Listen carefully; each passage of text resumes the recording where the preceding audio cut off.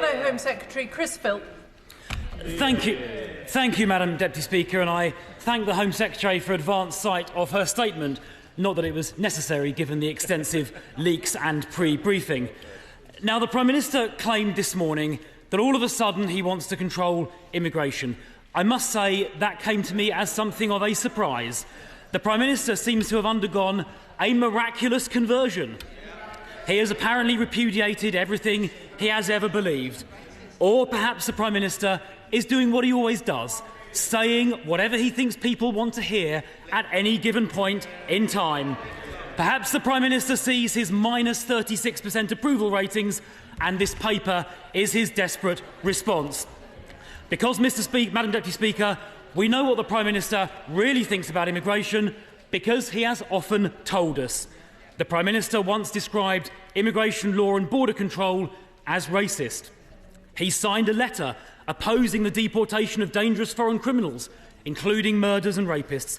He pledged he would reintroduce full free movement of people, and he sermonised enthusiastically about the benefits of migration. He even said the Yarlswood Immigration Removal Centre should be closed down. Perhaps the Home Secretary can tell us if she'll be following the Prime Minister's advice on that one. So, given what the Prime Minister really thinks about immigration, it is no surprise that in 2025, this Labour government has presided over the worst start to the year in history for illegal immigrants crossing the English Channel, up 30% since the election last year, and the worst start to a year ever under this Labour government. So it's also no surprise that this plan is so weak that it barely scratches the surface. On its very first page, it seeks to create a false impression. It says visa applications, and the Home Secretary repeated this a minute ago, saying visa applications are 40% down since the election, implying that is somehow down to this government. Why are visa applications actually down by 40%? It is because of the changes made by the last government, which came into force in April 2024. And from the previous peak, net migration is already forecast to reduce by around about 500,000. And if the Home Secretary is now all of a sudden so keen on reducing migration, will she explain why she suspended the Conservative plan to increase the family visa threshold to £38,000? It was due to come into force last month. Will she tell us when that change will now be introduced? Now, the truth is, Madam Deputy Speaker, this plan is weak and it will have little impact. The Home Secretary admitted on Laura Kuenssberg's programme yesterday the measures will only reduce net migration by 50,000, just 1/10 of the impact of the previous Conservative changes. The honest truth is that we need to go much further than this paper does. Immigration needs to come down a lot more. And under new leadership, the Conservative Party is taking a new approach. Well, you can vote on this later if you're so keen.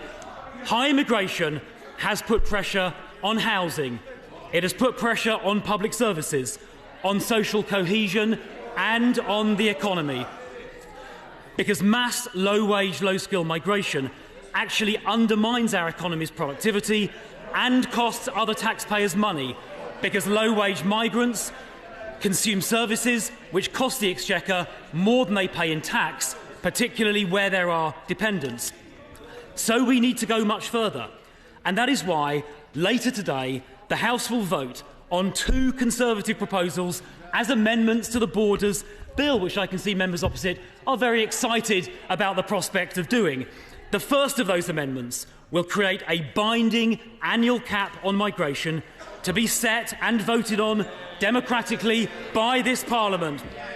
It will allow full democratic parliamentary control over those migration numbers, deliver complete transparency and ensure immigration levels are drastically reduced. I can see the Immigration Minister talking enthusiastically from the front bench. I assume that means she'll be supporting this measure.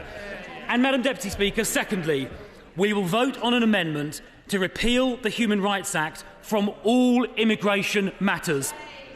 Not just tinker with Article 8, as the Home Secretary says. This will stop foreign criminals and others with no right to be here from abusing human rights laws in UK courts, including Article 3. So, Madam Deputy Speaker, I have a very simple question for the Home Secretary. Well, I'll try anyway. If she is really serious about controlling immigration, will she vote later on today for the immigration cap, and will she vote to repeal the Human Rights Act for all immigration matters?